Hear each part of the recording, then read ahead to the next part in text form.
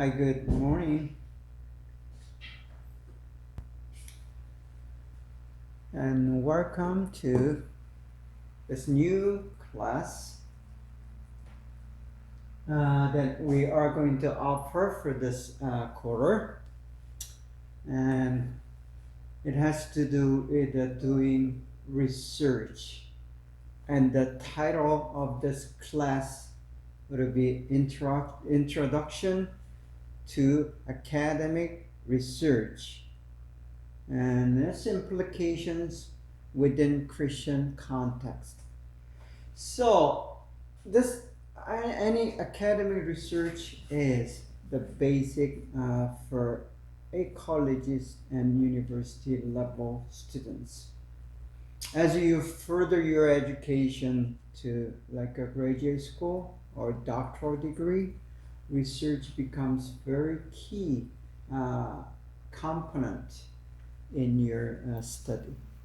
So I'll go further explanation on this class and the research that happens within a Christian context. Actually, the required title is like a pastoral research and writing. But the writing is another part. I'll mention some documentation and writing as I go along with the research, but will much more focus on the research than the writing because writing itself is another like a class subject. And this is class of Lordland College, I believe, winter 2020. Let's begin. Yeah, let me introduce myself for those who are in the to my class for the first time. Those who already know who I am, please bear with me as I introduce myself. My name is Song-Soo Hwang, and in Chinese, uh,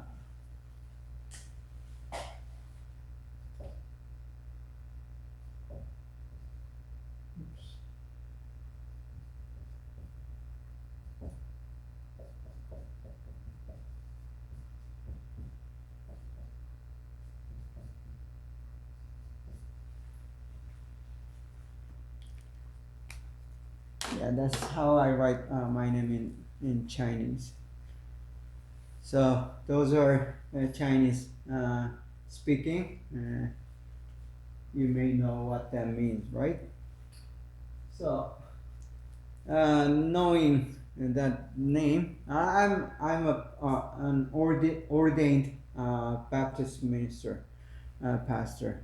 I've been pastoring since as a official ordained pastor since '96, but I worked as a pastor just after the graduation from the university.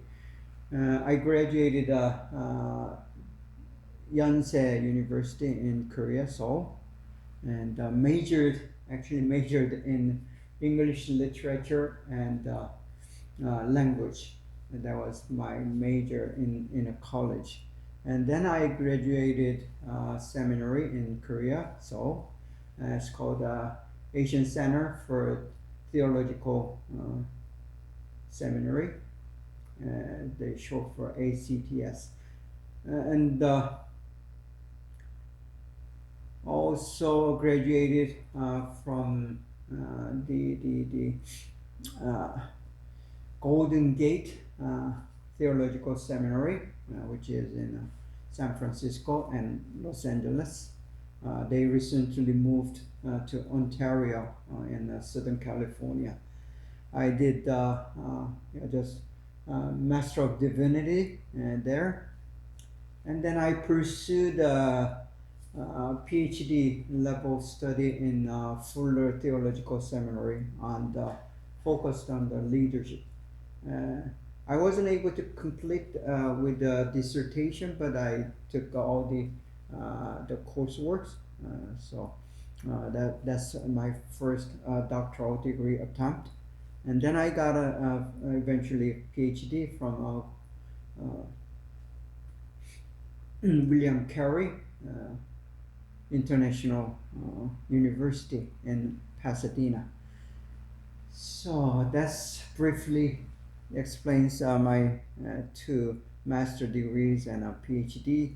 Uh, the reason I go into more detail into these degrees is not to just boast about myself, but since this is a research course, I've done two masters and two almost PhD, one almost PhD plus one completed uh, PhD with a degree.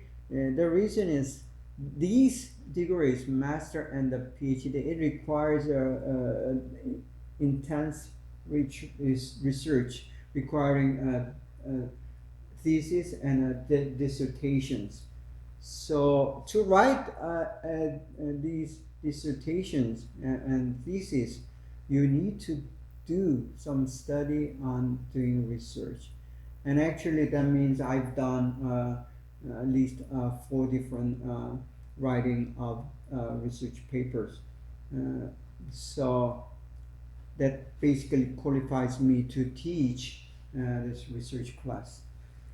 And so for doing a PhD, I have to do like 2 quarters of research writing and also research methodology or design. And so that pretty much helps me to understand what the academic research is required and how to do it and so on. Okay, going back to the third point, hospice chaplain. I'm working as a hospice chaplain for those who are in dying process, who has been diagnosed with 6 months or less to live. But you never know. I mean, it's not the medicine who is in the control of human life, but it is God who is under control. So it could have prolonged or it could be shortened. But anyway, hospice chaplains are the ones, the spiritual counselor, we say, who helps people to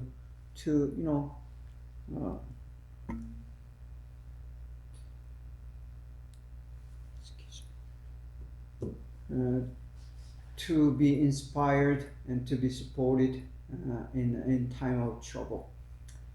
And then next point, I am a diaspora or diaspora. That means you're born somewhere else, but live longer life in some other culture and other countries.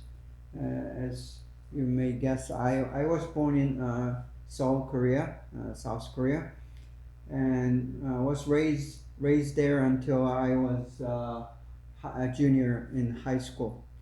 Then my father, who's a medical doctor, he volunteered to go to Africa for the service, and because of that, our whole family moved to Africa, and the name of country is Central African Republic, right in the middle. This is the country where there's no sea around the country. It only has one major river going through the country. And then I lived there like almost 5 years, and then finished high school there. Actually, I had to do couple extra years of high school study, because going from Korea to Africa and to learn new language there and to study is not that easy, as you may experience yourself. So I attended a so-called MK School, which stands for Missionary Kids School. It's a school designed to educate missionary children of missionaries, which is a basically Christian school. And there I studied the high school again, and I got a high school degree from that school. But I was born into the born as a third generation Christian. My grandfather was a Christian in North Korea, and the Pyongyang. Pyongyang is a major city in North Korea, and he lived there, and then he got to know Jesus and became Christian. And then my father is a second generation Christian as he moved down to south through the Korean War. And so my father settled there and became a medical doctor. He was actually doing his medical study in Pyongyang Medical University, and then came down to Korea and then finished his degree.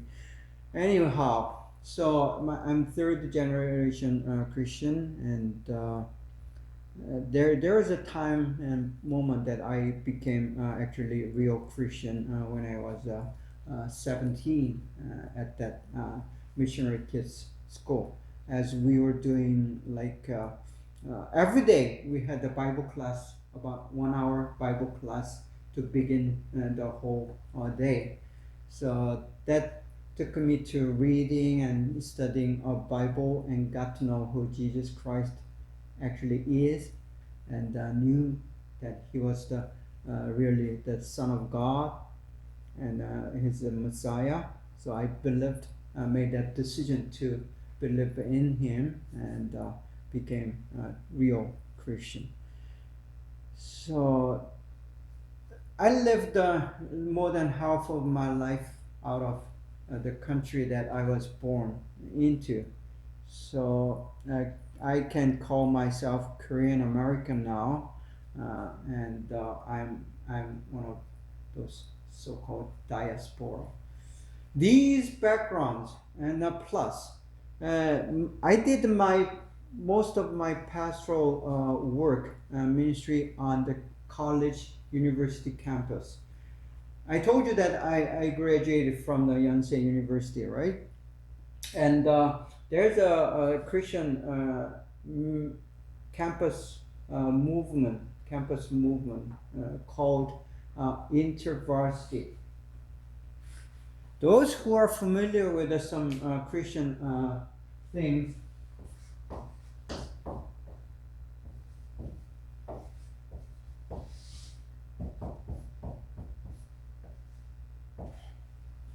University is a big name in Christian circle, especially in England.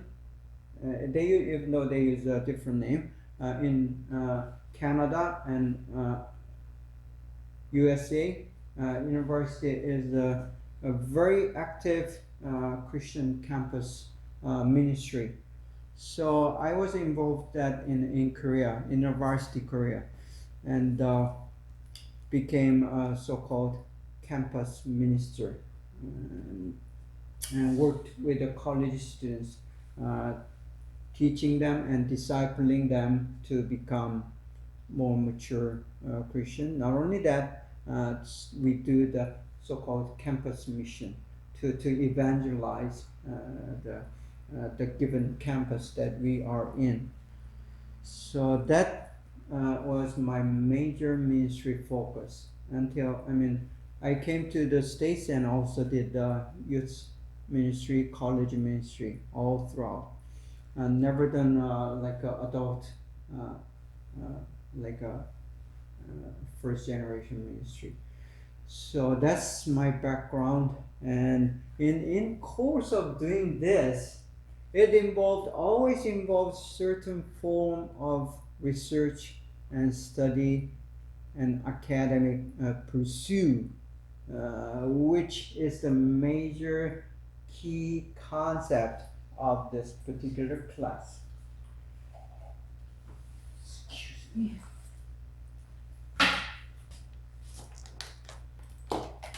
since you guys, all your students, are in this college level study, I'm sure some of you already have finished your college degree somewhere else and redoing this degree here.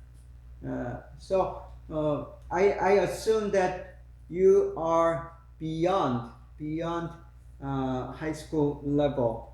Also, even in America, high school level, you still required to do very pretty much intensive academic research. But those who were raised and educated in Asian context, such as myself, South Korea, China, even Japan and Vietnam, Hong Kong. Hong Kong might be a little different, but those who has been in a traditional educational system in Asia, we are not really required to do the research, to think. We were told to learn the things. That's basically what I was, how I was educated until junior high school. Then I moved to Africa and I went into MK school, missionary kids school, and there you are required to think and to be creative and that's a quite different approach to the education. So as you are being educated in America, and I assume that you continue to study after this college level, because I mean college, then there's a university, then that's undergraduate, right? And then you go to graduate school, and then you go to further doctoral degree, whether it's professional degree or academic degree, and both professional and academic degree requires intensive research. And even at the college level, the intensity of the research is pretty much the same as that intensity that is required in doctoral study level.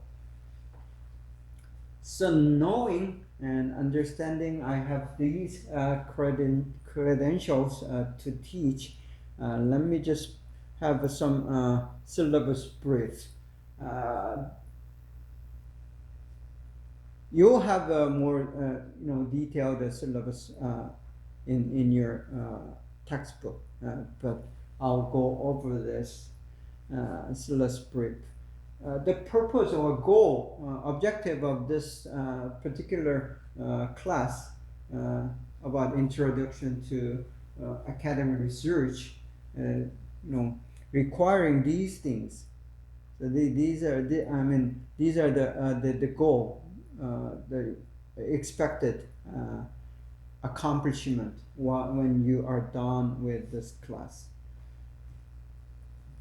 I expect you to learn some basic contents, and then to be able to implicate those learnings, contents, and the basic skills to actual academic study, which is college level. We wouldn't go to master level or doctoral level, but college level academic research requires these certain things. So we are doing the academic research within Christian context. So basically, we are going to learn what academic research is and how do we do it actually. So these are the two main topics, the defining and understanding the academic research, the college level, and also putting that into practice by learning how to do it. So if this were the actual come into the class in person class, I have done a lot of exercises and then homeworks and assignments, because you only learn doing the academic research by actually doing it rather than hearing it. It's like learning to swim or learning to ride a bicycle. You never learn to ride a bicycle unless you're putting yourself on that seat and pedal yourself. You can never learn that by watching a video or listening to the instructions.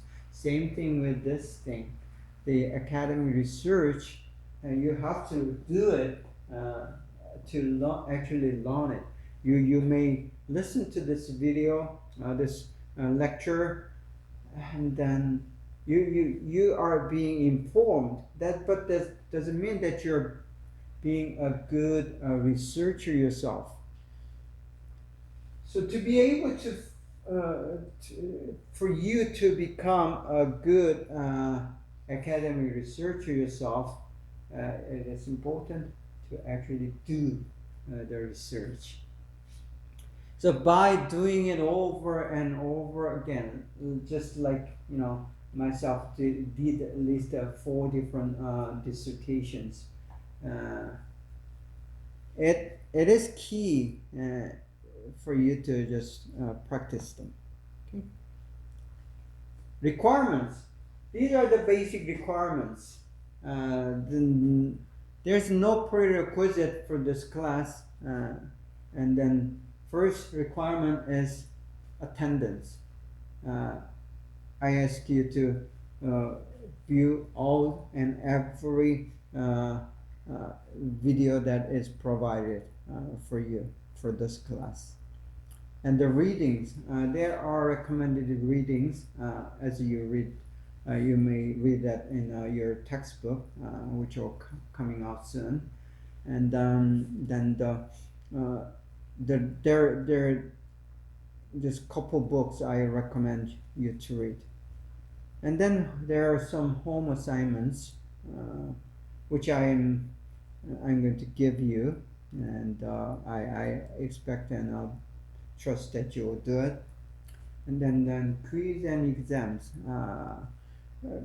This will just not be able to actually do these things in person, so we'll try to provide it in online if that's possible. So we'll see about how to grade you through quiz and exams. But other than quiz and exams and the other assignments, you gotta do it yourself. This is a basic grading scale, A, B, C, D, and under 60 would be failed, so you don't pass this class. Okay. The part 1. First part of this particular discussion on the academic research, especially focused on within the understanding within the Christian context, pastoral context, is first one is understanding academic research.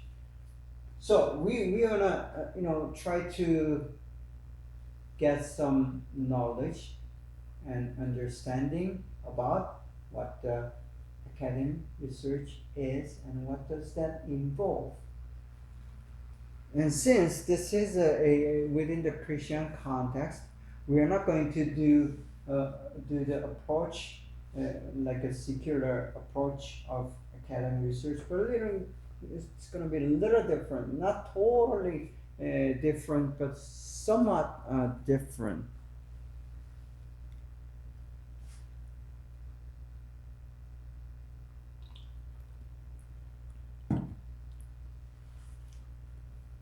So please remember, this is a discussion on what the academic research actually is. So try to understand the concepts. Lesson 1. We are going to have several lessons under each part. So there is going to be at least 3 parts that we are trying to cover, and then each part has lessons with an introduction. So we'll actually begin the discussion here. Research. The word research is composite of 2 words.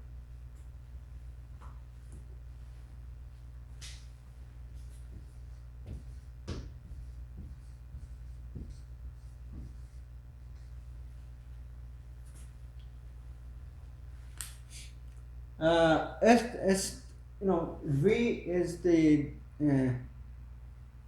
word often used in English, and then search.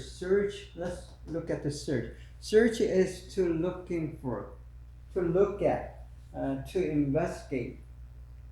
So search is seeing the things with a purpose, seeing the things, or taking the things, the matters or events with a purpose. So life, is continuous journey of searching. We're searching. You're searching. Basically, human beings. We're searching for food, right? A place to sleep, and then you're searching for. If you're single, searching for a spouse, mate, husband and wife. That's another kind of search. And you're searching for the reason, the meaning. So that's more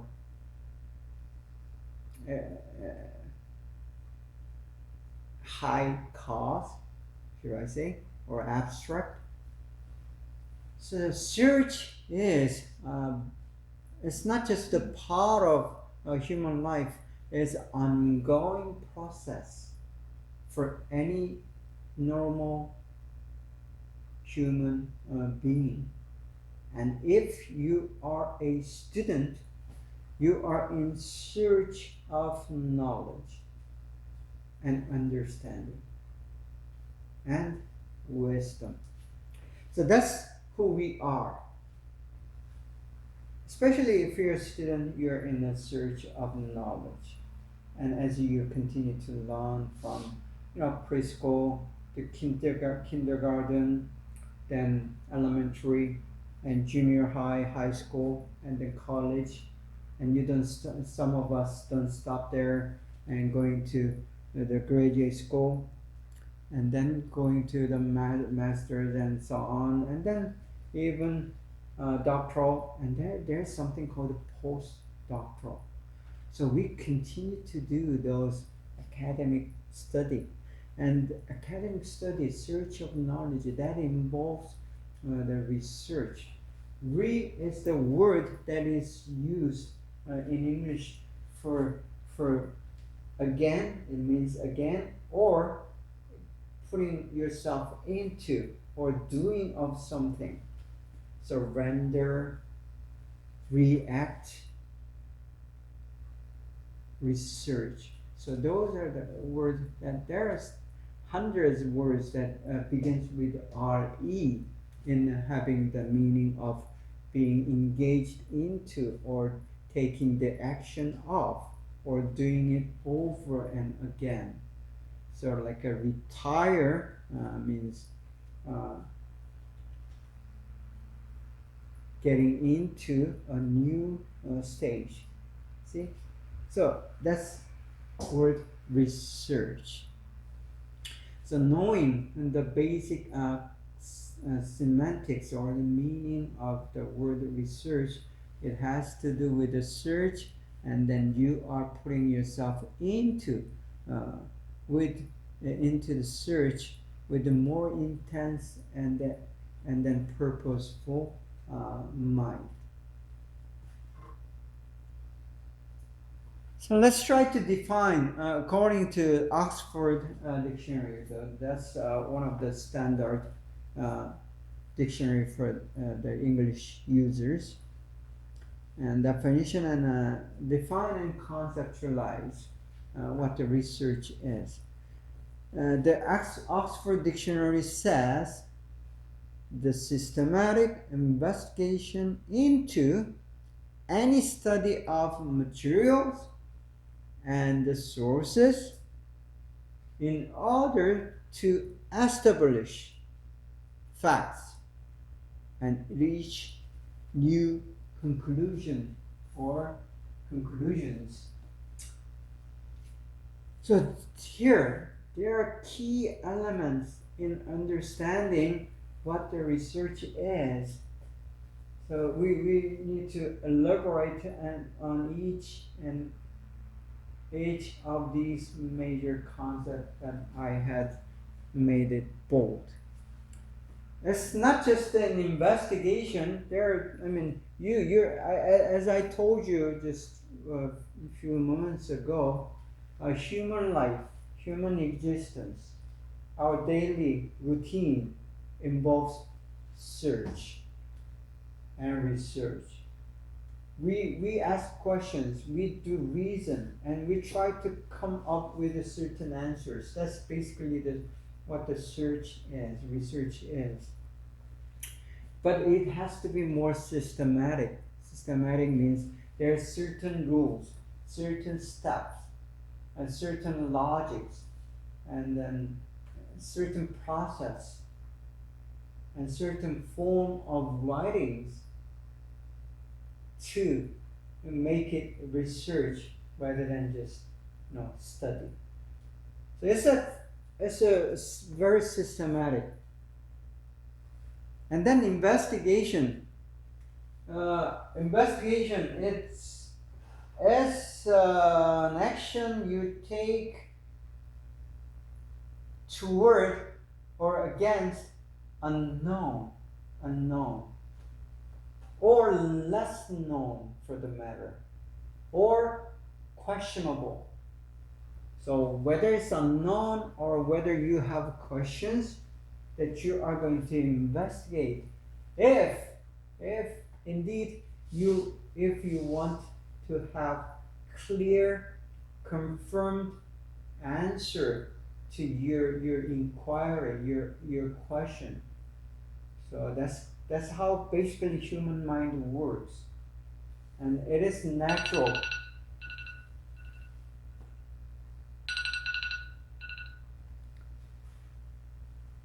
Natural for any human being to have these questions inside. Only the problem, the difference would be some people act upon those questions. If it's unclear and if you do not know, there are people who are dying to know the answer, dying to clarify those unclear things. And there are those who does not take action. That's probably the major difference. But as college students and those who are studying in this kind of institution, we are asked to have that mind investigation, looking into the things, asking the questions, trying to get the result, the answer. So first of all, again, the research is a systematic investigation, not just the daily, everyday people's search. So it's more than a search. It does require the mind or a desire to search, but when it becomes a research, it becomes more rather complex, rather systematic, rather guided, and rather more informed. So such a school, such school as our college and the university offer you the opportunity to be able to research. We don't want you to just sit there and listen and forget. I mean, uh, we don't want you to be passive. So we want you to be more active. And so let's continue this after having a short break. I'll come back.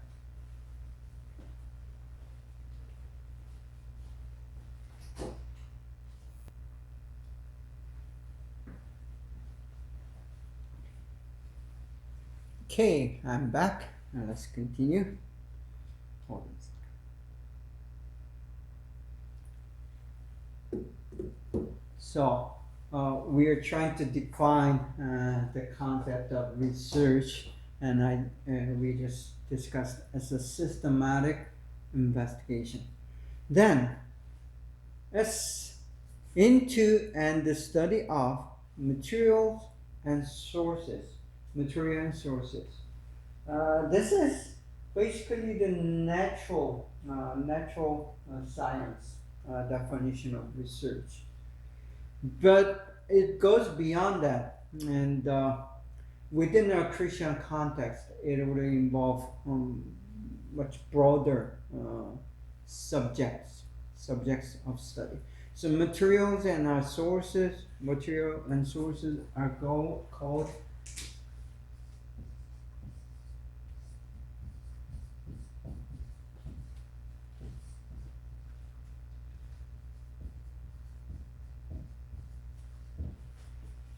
So when you're doing a research, there's subjects. What the research is against, or what is it about, and we call that a subject of research. So you have to determine what you are going to research. That will be one of the major discussions that we will pursue later on. But these materials and sources, I rather use, instead of materials and sources, I'll use this word.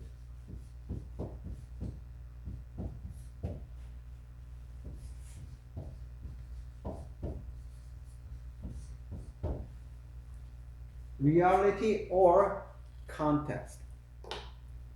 So it's about reality. And the research has to do with the reality that is around you. So any academic research that we are going to be engaged, or you are going to be engaged, has to do with reality that we are in, the present time and the space, and then the people and the culture, the history, society, and the environment.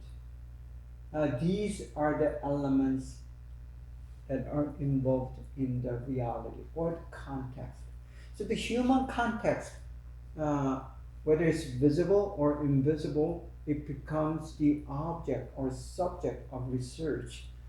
So not only it deals with the visible and tangible materials, but it involves sources. Sources, it's not particularly, it has to be visible or tangible, but it is something, it also includes something that beyond visible or tangible.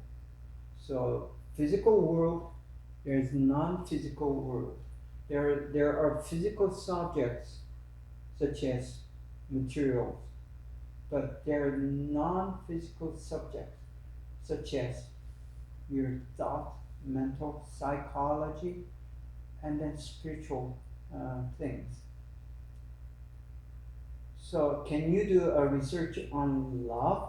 Yes, of course.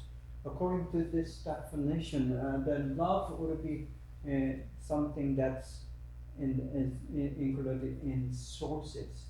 It's not material, but it's sources. But if you're studying like materials, for example, aluminum, water, or the physics, chemistry, these things has to do with the material. So our research that involves the reality, the context. And the reason that we are doing the research is in order to establish, having the establishment is a solid system. Again, it's again one system. It's established, to build, to state, to make a document. These are all forms of different establishment. So to establish that will include many different kind of actions, or the state or the forms. So in order to establish, and you have to make it visible, and then readable sometimes, and sometimes it has to be able to, you should be able to test it.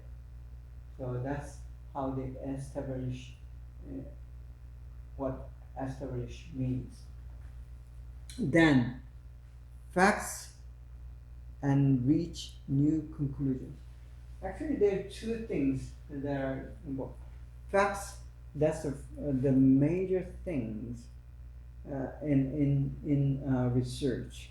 We are not guessing or assuming or making false statement. Facts is a true statement. Another word that we may use for facts would be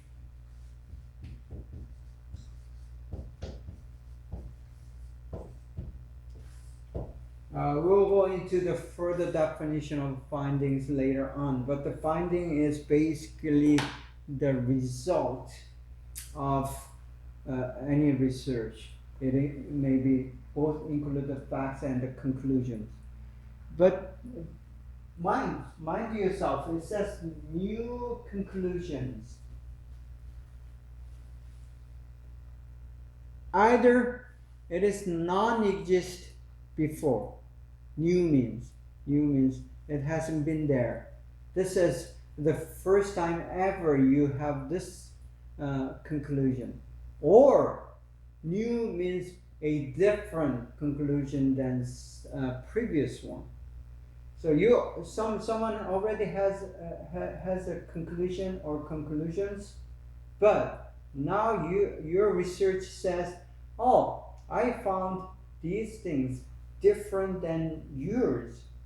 So that's different kind of conclusion that is new. So non-existing, and you found this for the first time, or you're changing someone else's conclusion or facts. So that is the purpose of any sort of research.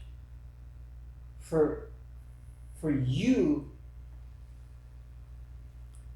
someone else may have reached a true conclusion, and the final complete conclusion.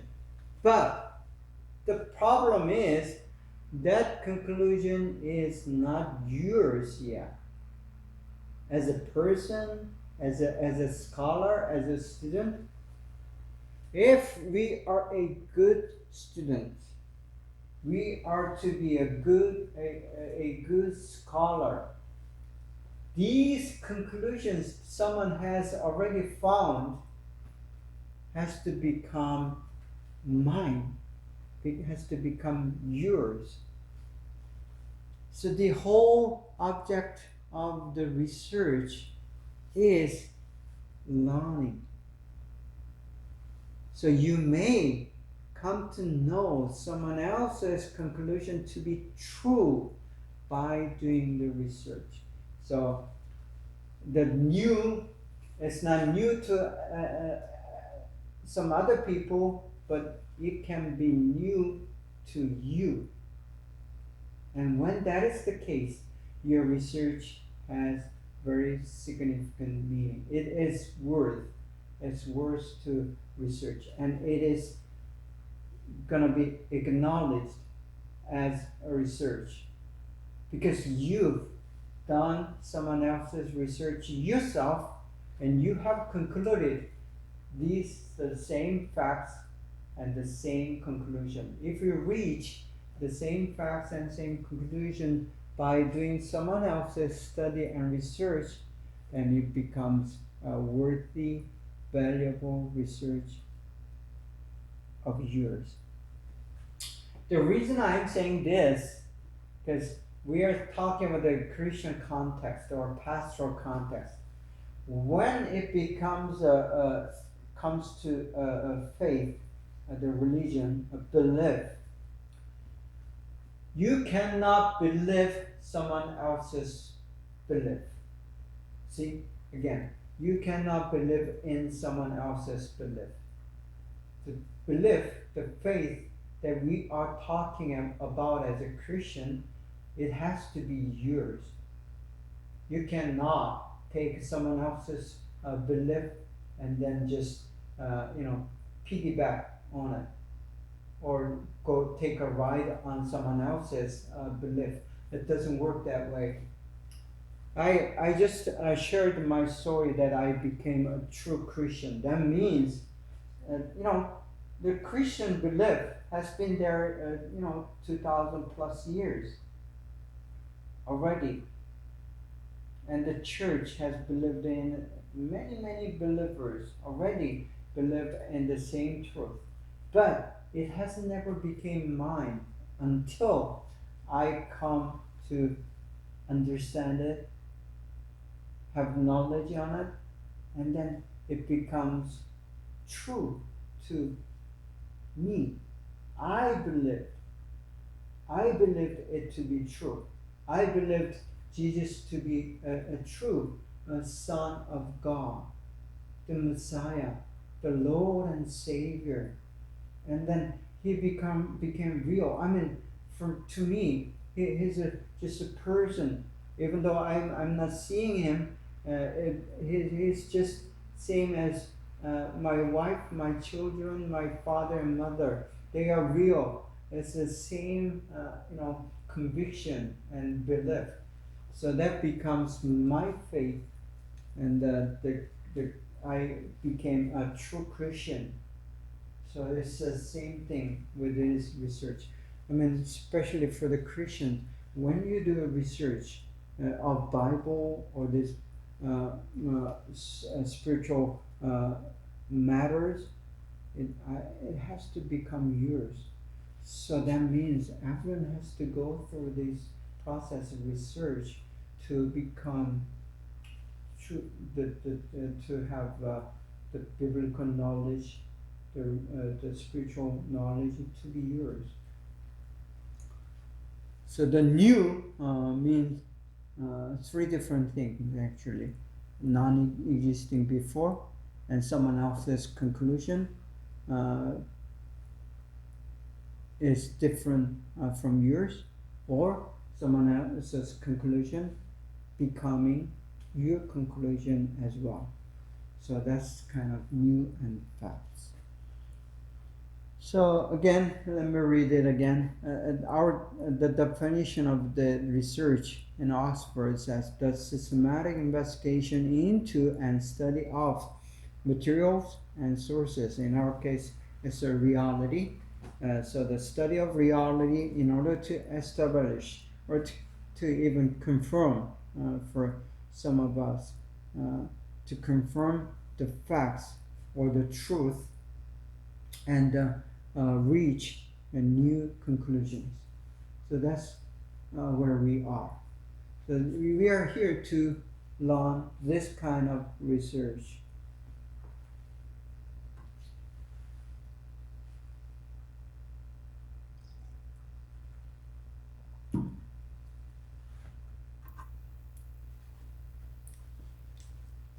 So this should be what research looked like.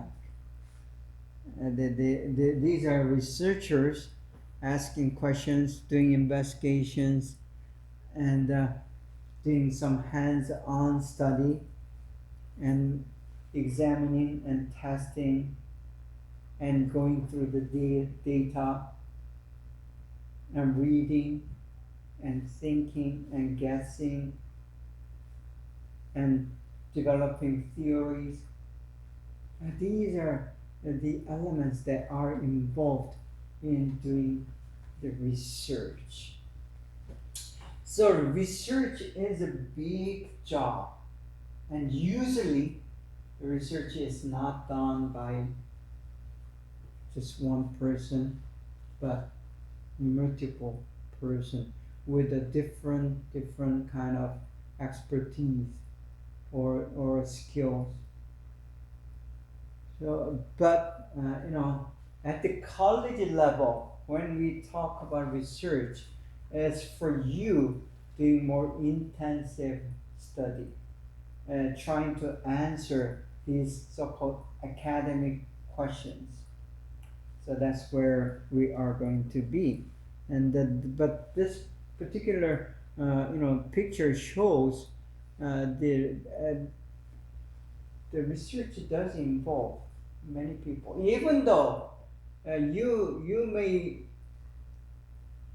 doing your individual personal research, but these materials, the resources that you are taking into your research, that already involves many of these people, skills and expertise, and their professionalism to be able to produce those materials, the resources that you are looking at, reading and studying and taking into account. So even the individual study, the personal study, personal research that will already involved, has many people has been involved in that research. So try to remember, research does not happen by yourself. You're in search of something and ask yourself a question, and then by yourself you'll never be able to come up with an answer. So research is cooperative, it's communal, it involves many other people to be a successful research. So research, see, on that side, you have something called solution, development, and information. That those are the elements of research. And so if you're trying to come up with a solution, and you're trying to bring certain kind of development to something that's already known and existing, and then it's bringing information after information, that's involved in research. And there's an analysis of action. Especially in psychology, you do the analysis, but the keyword will be analysis. When you're doing a research, you gather information, you study, you learn, then you have to do your own analysis. Another word, evaluation of the materials that you came up with. So that kind of shows basically what the research is and involved.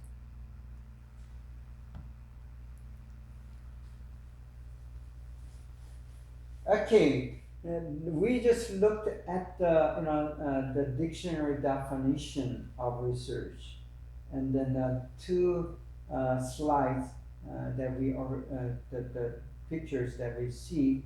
It kind of introduces us to some other details of detailed concept elements of research. And then the semantics, I mean, that's a difficult word for meaning.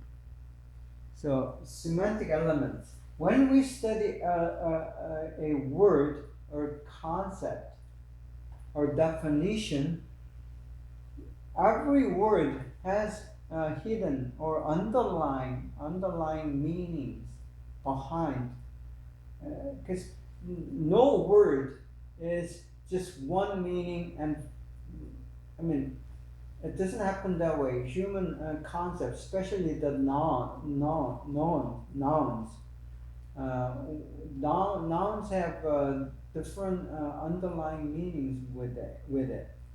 So the research, even though the word is simple enough, just putting of two different words together, read plus search, that doesn't mean that that word is simple enough to define by just one paragraph or one sentence. So there are those underlying meanings other than simple definition. So this is a kind of process that we do for, and this is also a process of academic research. So when you're doing a research about certain concept or the word or the any topic, we need to analyze the hidden and underlying meanings of that particular object or subject that you're studying. So the subject or subjects of study need to be defined. So here, this is a process of doing research as we try to define research. In our case, the research becomes the subject of research. I mean, it sounds funny, but research becomes the subject of research for us. Thus, we are trying to understand the semantics or the underlying and hidden meanings or complex meanings behind that particular word. By doing it, we not only expand the concept of the particular subject that we are studying, but we comprehend or understand the broader and in-depth meaning of the word research.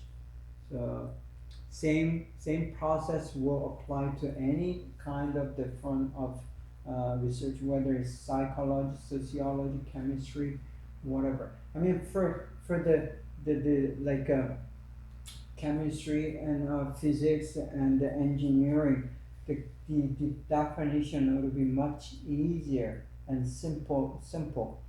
But for those who are doing this liberal arts, it's little complicated than that, because the subjects of study usually are abstract, and it's something that's invisible, and people may have different concept.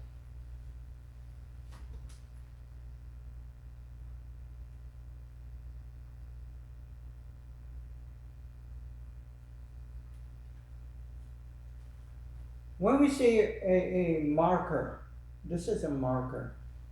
It doesn't require the complex kind of different definition, or there's no like a underlying semantics with a marker or magic marker.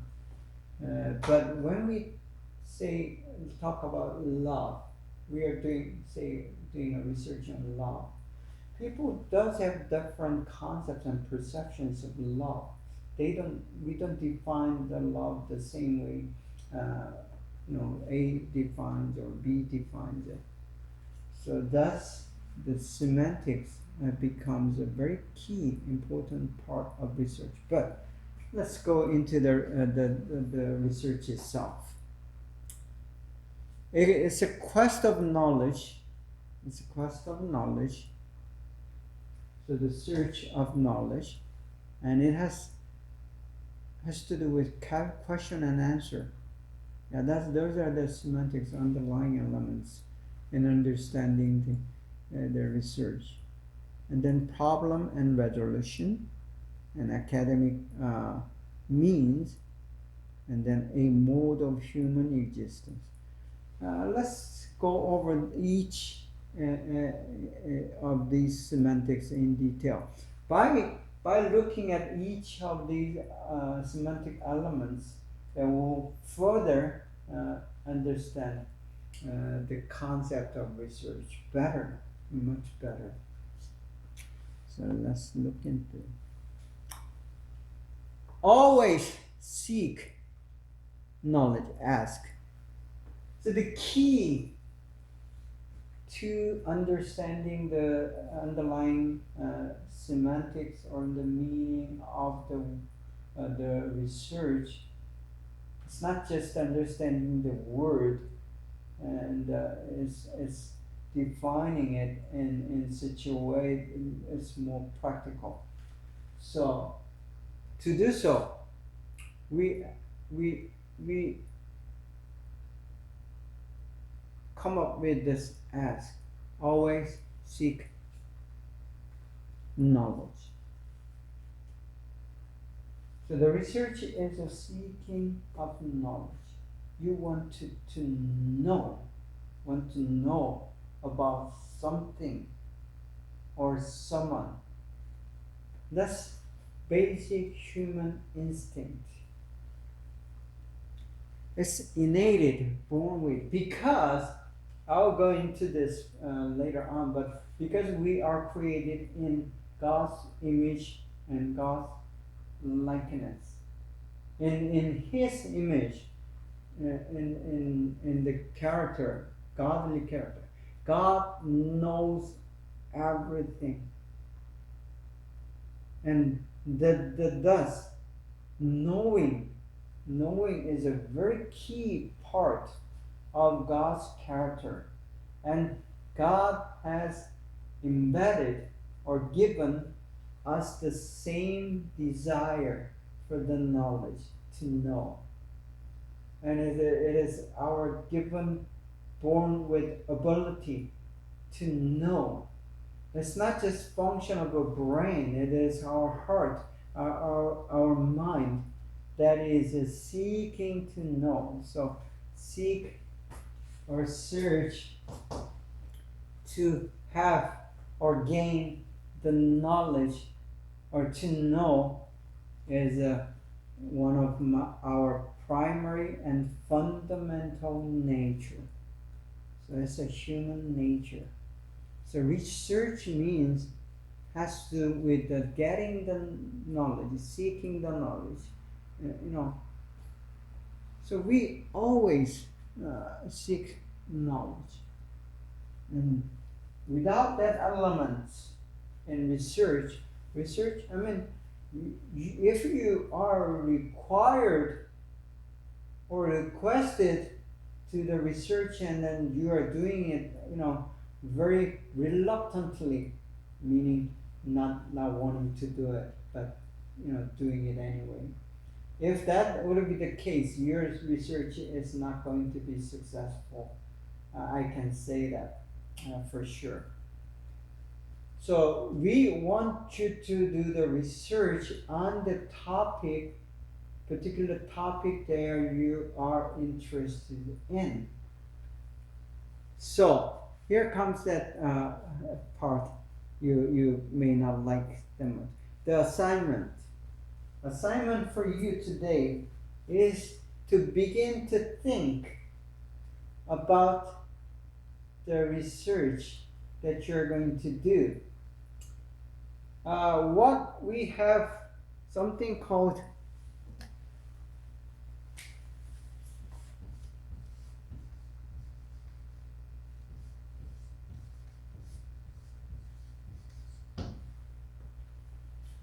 if you've done some study in American school system, you have heard this term paper, usually in high school level.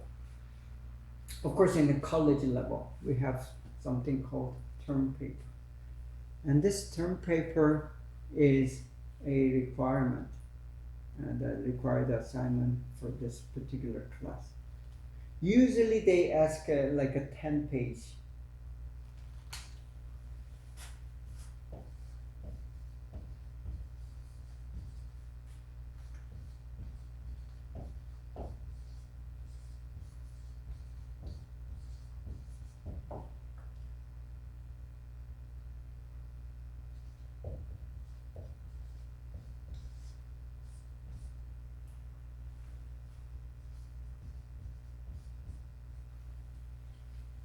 So that's usually a common basic requirement for the term paper, usually 10 to 20 pages long, double space on the letter size paper, and then font size on Word, Microsoft Word program, size 10.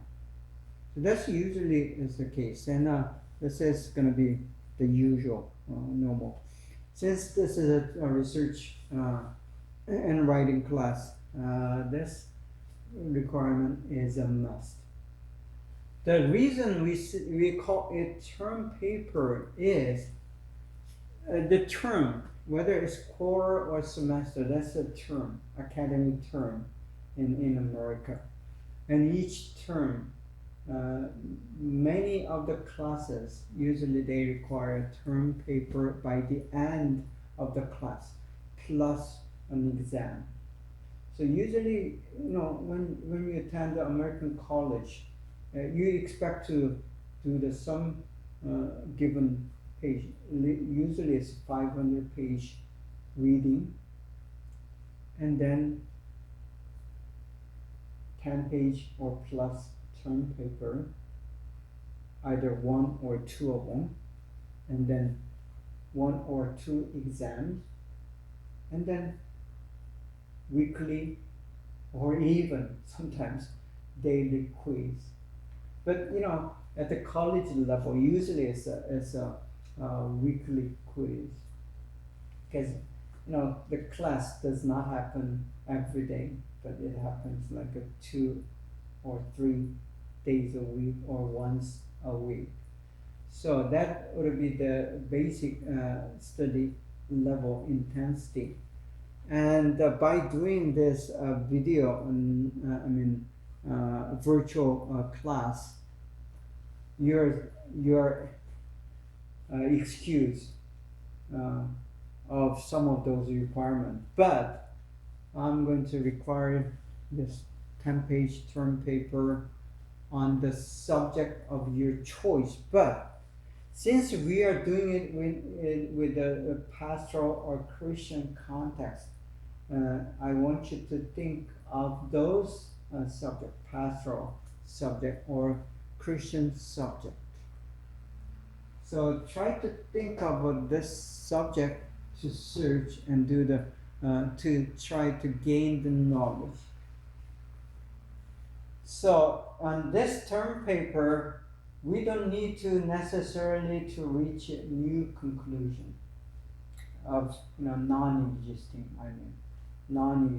conclusion, but you can do the research of topic and then make it your own, just like I explained prior, or a different conclusion. So something that you're interested in a Christian topic, the subject,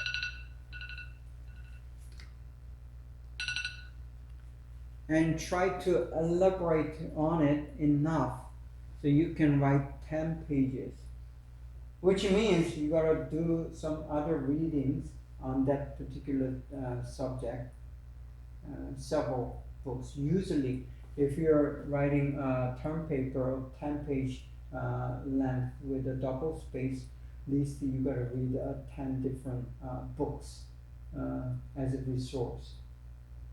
So you'll have the bibliography by the end of the term paper.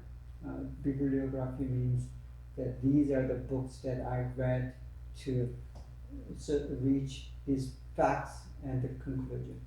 So, finding the facts will be okay, about your the subject of interest. And then the key to the determining the subject of this research is to narrow it down as much as possible. Narrow it down as much as possible. So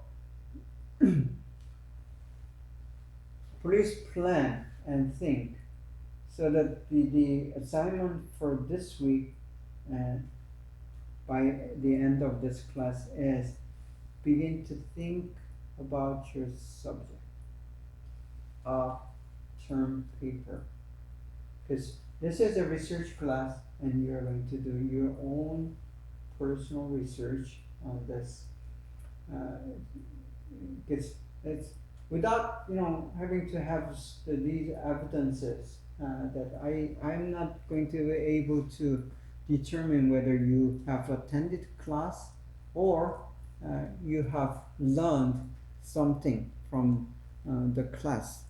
So I want you to do your best to begin to think about the subject of the writing, and it has to be with some pastoral or Christian context. Okay. So thank you for listening, and then we'll stop here today, and we'll come back next week for the next class. So have a nice week, and I'll see you again. Bye.